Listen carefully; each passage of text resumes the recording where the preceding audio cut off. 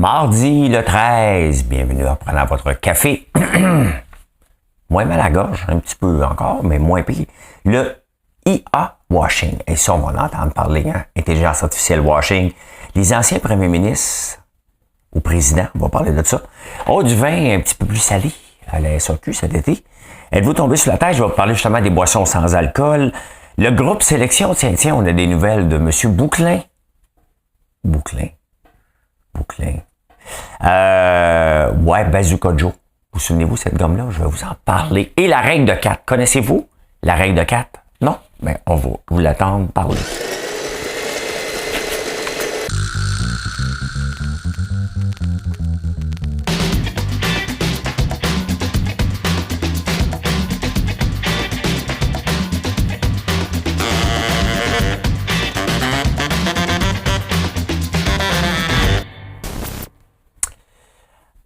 Pour l'énigme, j'essaie de vous présenter ça là, pour que vous creusez la tête un peu. Au pire, ça va être de l'information. Hein?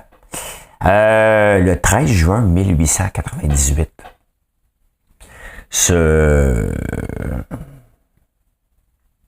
cette place qui a le mont le plus élevé au Canada, qui a deux langues officielles, l'anglais et le français,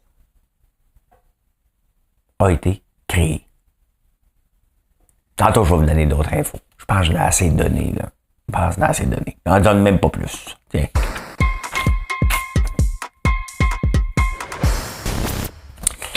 Hey, ça va bien pour les anciens premiers ministres ou présidents. Hein? On a Donald Trump. Hein? On n'en parle même plus. Là. Il cale les shots lui-même. Il s'en va-tu en prison? S'en va-tu pas en prison? Il va se représenter. Quel clown, bien entendu. Il y a Maxime Bernier qui essaie de copier sur lui. Mais il n'a jamais été premier ministre puis il ne sera jamais, là. Il a quand même passé proche, pareil. Pas le premier ministre, mais d'être chef du Parti conservateur. S'il n'avait pas fargé autant sur les quotas de lait, il aurait dû choisir sa bataille à un autre moment, mais bon. La première ministre, l'ex-première ministre du Parti travailliste de l'Écosse vient d'être arrêtée pour fraude dans le financement. Il y a Boris Johnson en Angleterre qui est obligé de démissionner comme premier ministre, qui était remplacé par une femme qui est obligée de... Elle a eu juste le passe-droit d'aller aux obsèques de la reine. Et donc là, il est obligé de démissionner comme député. Hey, ça va bien en tabarnouche. Là, on parle pas de République de banane, là. L'Écosse, les États-Unis, l'Angleterre. C'est quand même pas des pays de dictature, là, puis de corruption, comme certains pays, mettons, pas besoin d'en nommer, là. Tente pas de faire des... non, pas lui! Vous connaissez certains pays de dictature de profiteurs, mettons comme la Corée du Nord, hein, tout le monde est d'accord sur celui-là. Quand même, hein? Quand même. 3 grands pays, ben l'Écosse, c'est pas un grand pays, là, mais l'équivalent du Québec, quand même. Là, vous allez me dire, il y a Charest, mais il n'a pas été accusé.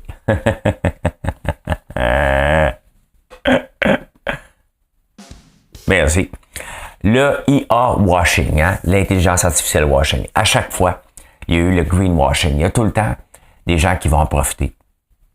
Et là, il y a Samsung qui vient de lancer une balayeuse avec l'intelligence artificielle. Tu sais, à un moment donné, là, faut pas capoter. Puis ça fait longtemps que j'en parle parce que Pierre Fitzgibbon, avant que l'intelligence artificielle, la vraie intelligence artificielle arrive, il en parlait, on va mettre de l'intelligence artificielle là-dedans. Tu sais, il parlait un peu comme ça. Moi qui ai déjà écrit des rapports de recherche et développement sur le côté scientifique, je te l'aurais utilisé à tour de bras en ce moment, l'intelligence artificielle. Fait que là, on a essayé avec l'intelligence artificielle de faire ça comme ça, puis là, ça fait ça. Hein? Ça va être dans tous les rapports scientifiques du gouvernement. Les gens vont ambitionner là-dessus. C'est partout. Ça vient à peine de sortir. Si tu n'utilises pas les vrais langages de l'intelligence artificielle, tu ne fais pas d'intelligence artificielle, point final. Hein? Donc, une balayeuse avec l'intelligence artificielle. Le Samsung, calme-toi, là. C'est rien qu'une balayeuse, là. Hein? Rien qu'une balayeuse. Puis, voilà. Hein? Alors, le livre noir des Q-tips. Hey, ça, c'est intéressant. Il y a vraiment un livre qui est sorti sur les Q-tips. Ben oui, je vais vous le montrer. Je ne vous le montrerai pas, mais je vais vous montrer ce que ce livre-là fait ressortir, entre autres. Voilà. Q-Tips Product for All Life Unexpected Moment. C'est assez spécial parce que ceux qui ne le voient pas, je vous montre le site de qtips.com. Le livre noir dit dans le fond qu'on ne devrait jamais s'en servir. Hein? Ça fait longtemps que c'est inventé et c'est pas bon d'enlever la cire dans les oreilles. Puis là, pendant que je vous parle, ça me pique dans les oreilles. Ici Pierre Bruno. Je vais me gratter les deux oreilles en même temps. Si vous allez sur le site de Q-Tips, vous allez trouver aucun truc pour se décrotter les oreilles. Toutes sortes d'autres trucs, hein? Easy Princess Makeup, Do Yourself Waterproof Bathroom Tray, Q-Tips Blocks, Paint Confetti Plate, Clean the Grooves of Tiny Shoes, Keep Your Pout in Place, Keep Your Computer Spotless, hein? Pour les ongles, tout sauf se nettoyer les oreilles. Hein? Comme les m'a appelé, se les décrotter.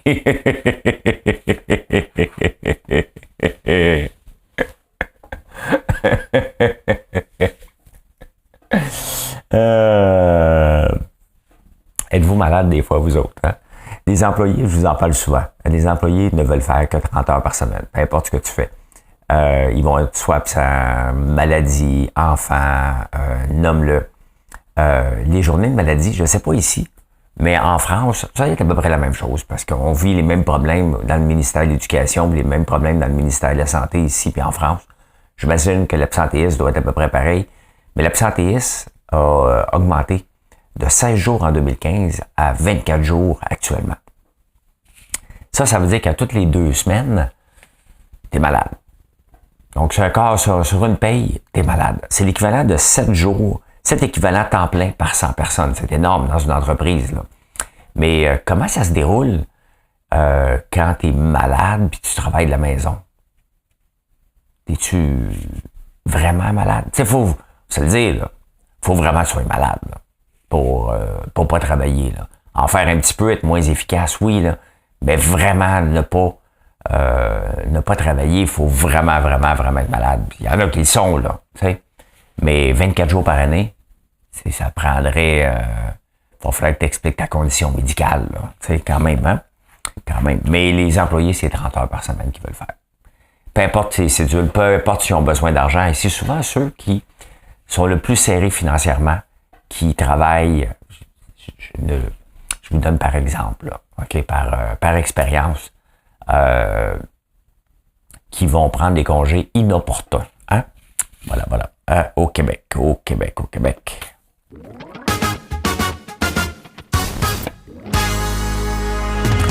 Les vapoteuses à saveur, c'est bientôt fini ou c'est peut-être fini. Puis là, les marchands de vapotage au Québec disent qu'ils n'ont pas dit leur dernier mot parce que c'est une industrie de 400 boutiques et 2200 personnes qui sont à risque. Hey, sincèrement. Hein? Sincèrement, c'est comme les pourvoiries en fin de semaine qui se plaignaient des feux qui pouvaient pas ouvrir à cause des feux de forêt. Là. À un moment donné, il y a personne qui va pleurer le sort des vapoteuses, des magasins de vapotage qui vont fermer. Il y a personne. Hein? Dans le lot, tu sais, souvent là, sur les réseaux sociaux, là, qui est personne, c'est ça. Hein? C'est quand même une industrie qui est née dernièrement, hein, c'est nouveau. Et on s'entend que il y a personne qui va se plaindre. Là. À un moment donné, je sais bien que les journalistes cherchent des histoires, mais Colin, oui, t'as une industrie à protéger, je veux bien croire, là, mais je vous dis, il n'y a personne qui va pleurer, là. Votre sort, tu sais. Il y a juste personne. C'est comme ça. Hein? Hey, du vin plus salé? Ouais. La bouteille de vitre coûte un petit peu plus cher, on augmente de 1%. Puis vous voyez, le commun, les entreprises, là, normales, et c'est ça que qui me pue au nez d'un monopole comme la SAQ. Donc, eux autres, au lieu de se serrer la ceinture, de faire mieux dans l'entreprise, ils prennent la facture, ils l'envoient au consommateur. Ça serait tellement facile de faire ça dans mon industrie. Dès qu'on a une augmentation de prix, tu te reviens d'abord, tu dis au consommateur, paye. Puis le consommateur va payer parce qu'il n'y a pas d'option. C'est ça, avoir un monopole. Les bouteilles de vitre coûtent 1% plus cher. Pas une facture, tu l'envoies à l'autre, tout simplement. Bingo, Il n'y a pas 1862 produits qui vont augmenter à cause du prix du verre. J'achète des bouteilles de vitre, moi aussi. Hein. J'en achète. Je vous refile pas la facture. Je m'arrange avec ça. Donc, je me modernise, je m'équipe. Je coupe des heures. C'est comme ça. C'est malheureux, là. C'est pas malheureux. C'est la vie entrepreneuriale. On peut pas augmenter les prix comme on veut. La SAQ peut le faire à notre face, puis on dira pas un maudit mot, parce que c'est juste 18 cents de plus la bouteille. Qui va s'en rendre compte? Hein? Ah, c'est ça, avoir un monopole. Vous voulez la SAQ, vous voulez un monopole, c'est exactement comment ça se comporte. Un peu comme les Hydro-Québec font la même chose. Là. Ils se votent des augmentations de tarifs, puis on n'a pas un mot à dire, pantoute. Hein?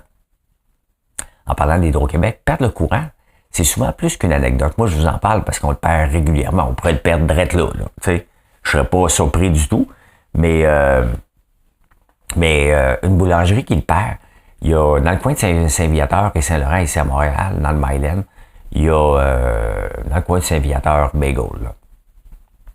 Il y a de la construction. Fait qu'ils accrochent les travailleurs, ils ont accroché un tuyau de gaz. Donc, tout de suite, il faut qu'ils coupent l'électricité. C'est bien normal, hein? C'est bien normal. Mais il y a une boulangerie à côté, pas loin. Et à cause des travaux, il arrête souvent l'électricité. Là, vous allez me dire, ben oui, mais là, c'est à lui de se prendre une génératrice, là. Tu sais, franchement, t'es en business. Je veux bien croire. Mais ça coûte cher, une génératrice. Hein? Ça coûte cher. Et c'est parce qu'on n'est pas habitué à ça ici au Québec. Tout simplement, de perdre le courant de façon normale. Avant, c'était anecdotique. Maintenant, ça ne l'est plus. Lui, quand il perd, mettons qu'il prépare du pain, il peut pas y cuire, ben c'est peut-être 400 pains dans son cas. Peut-être 6000 pièces de perte d'un coup. Hein? Puis les gens vont dire, bah, c'est juste une anecdote. Là. C'est pas oui, c'est grave. Faut qu'il livre quand même. S'il fait 400 pains, s'il y a quelqu'un qui les a probablement achetés, il fait pas pour le fun. Là. Donc, il le fait parce que c'est le fun, il est en business. Mais perdre 6000 pièces d'un coup, c'est pas si le fun que ça. Hein? Tomber sur la tête. Hein?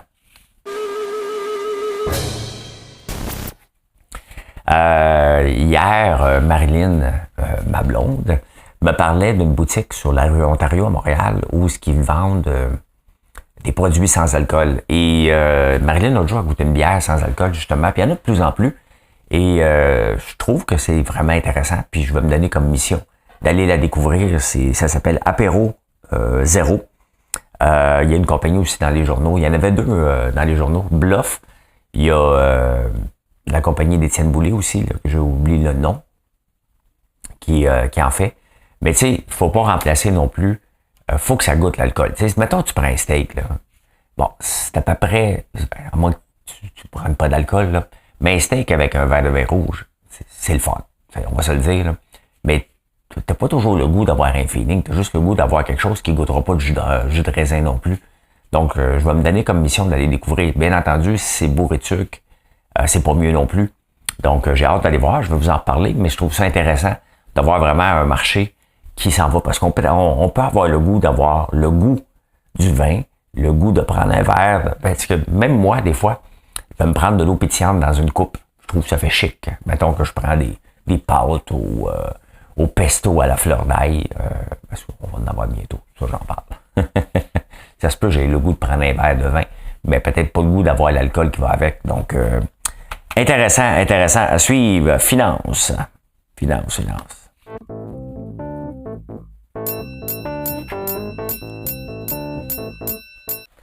fait longtemps qu'on n'a pas parlé de groupe sélection. Hein. Le groupe sélection, c'est Réal Bouclin, l'ancien mari de Caroline Néron.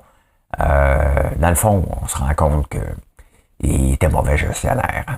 Très mauvais gestionnaire. Et il avait donné sa maison en garantie. Là, les gens la veulent. C'est drôle, hein, parce que sa maison, c'était un méchant château. Là, vous pouvez la voir dans le Journal de Montréal. Et je regarde les maisons, mettons, ici à Outremont, qui sont pas mal plus petites, qui valent plus cher que la sienne. C'est pas la même chose, pantoute. Mais là, il risque de perdre sa maison. Il y a un immense condo de beaucoup de millions à Miami. J'ai entendu dire que il y a une couple d'investisseurs aussi qui courent après. Et c'était normal que c'était pour aller là. Puis je serais pas surpris à un moment donné même qu'il aille devant un juge pour faire lever le voile corporatif. On se rend compte, dans le fond, là, que c'est facile avoir de la big dans le monde. Hein.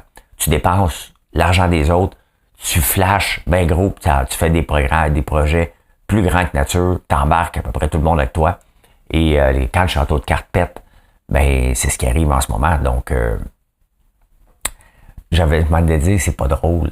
C'est pas drôle pour ceux qui ont embarqué avec eux autres, mais c'est drôle pour tout le monde parce que à un moment donné, il faut que tu sois capable de détecter des grosseurs. Et ça a l'air d'en avoir été tout un moineau, ce bouclin-là. D'ailleurs, les ventes de groupe sélection, mais c'est pas encore terminé, donc les RPA, c'est moins drôle pour ceux qui habitent là, l'incertitude des personnes âgées. Ils n'ont pas besoin de ça, mais voilà. Hein? Et le gouvernement a embarqué là-dedans. Là, hein? Le gouvernement a donné quand même dans la COVID près de 100 millions au groupe sélection sous le programme FAIR. Donc voilà, hein? Se faire fourrer.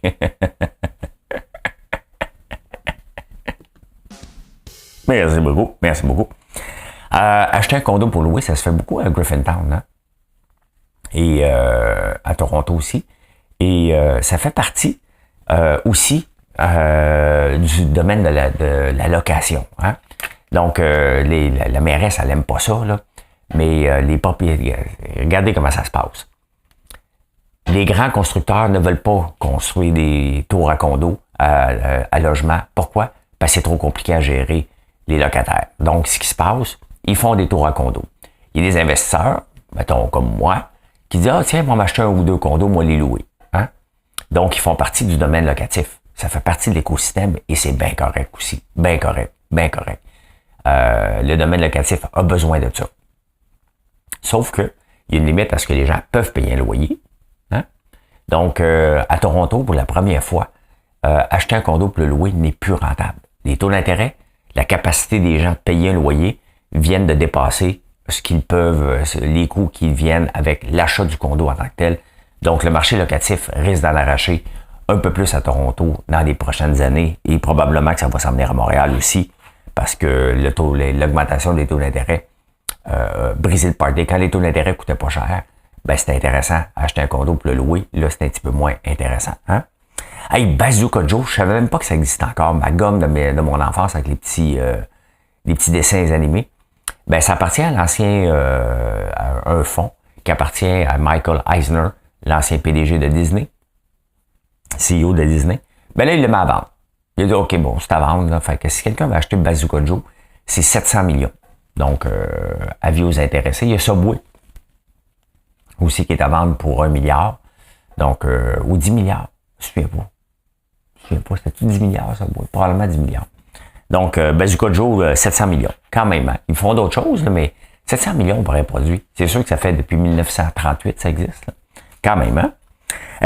Écoutez, regardez ça. Tesla, c'est un titre impressionnant. J'en ai pas.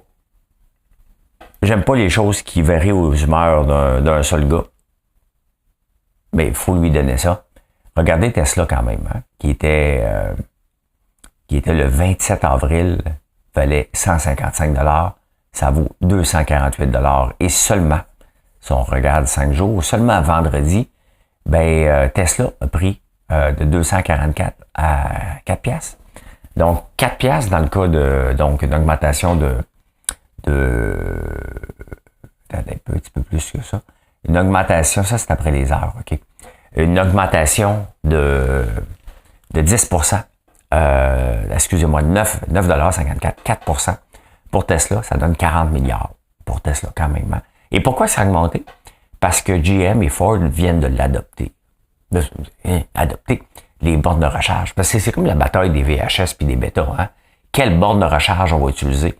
Donc, ça va envoyer un message de ceux qui sont les plus petits risquent de ne pas passer. Hein? Un peu tout le monde va devoir adopter à un moment donné la même prise parce que ça devient complètement ridicule, cette affaire-là. Donc, GM et Ford viennent d'annoncer qu'ils vont utiliser les bornes et le modèle, pas seulement juste les bornes, mais le modèle de Tesla. Donc, probablement que les autres n'auront pas le choix non plus de suivre. Et le gouvernement, sincèrement, s'il y a quelque chose que le gouvernement devrait mettre son pied à terre, c'est bien ça, là. Le gouvernement veut s'assurer qu'on ait les mêmes prises USB-C Pour les téléphones, comme les téléphones iPhone, c'est du Lightning. USB-C, c'est comme les Samsung ou les MacBooks sont comme ça. Donc, avoir une seule prise pour ça, ça s'est passé en Europe. Ici, la loi va sûrement venir aussi. Le Jeannet Barrette va s'occuper de ça. Mais je pense que, tu sais, il y a autre chose encore plus important, c'est de s'assurer qu'on ait une seule prise pour plugger nos autos. Regardez, pour le gaz, on se casse pas la tête, là. Une pour le diesel, puis l'autre pour le gaz, là. Hein? Insolite.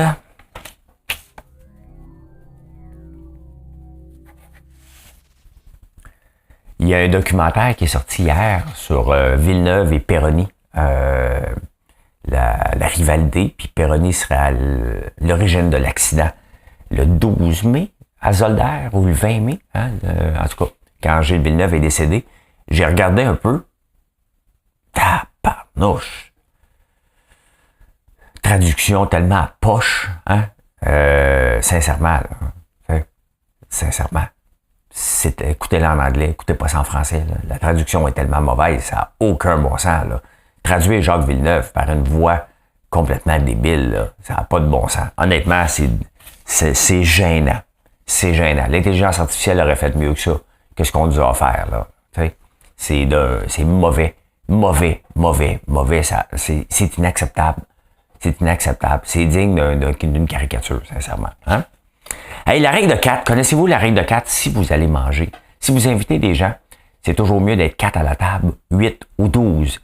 Parce qu'on n'est pas capable de tenir plus qu'une conversation avec 4 personnes. Notre cerveau n'est pas capable.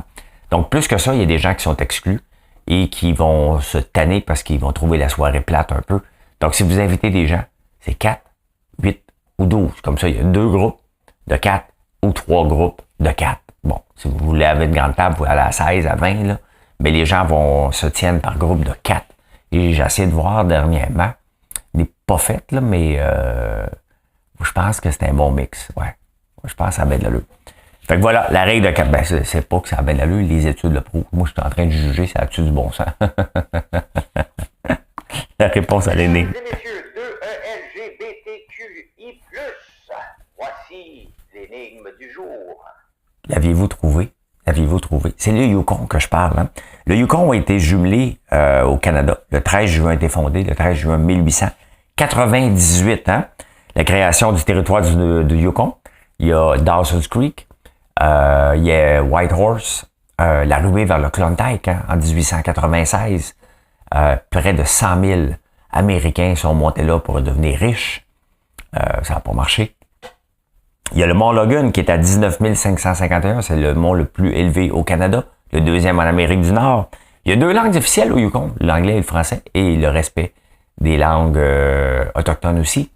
Donc, intéressant. J'ai pas visité. J'ai déjà visité les territoires du Nord-Ouest. J'ai été à Yellowknife. Mais j'ai jamais visité le Yukon. Encore. Oh, on va le mettre dans le bucket list. Et je peux dire ceci. Mission accomplished. Merci d'être là. Merci d'être là. Je vous souhaite une excellente journée. Venez nous voir sur... je me forçais pour terminer. Sur françoislambert.one. O-N-E. Allez, bye.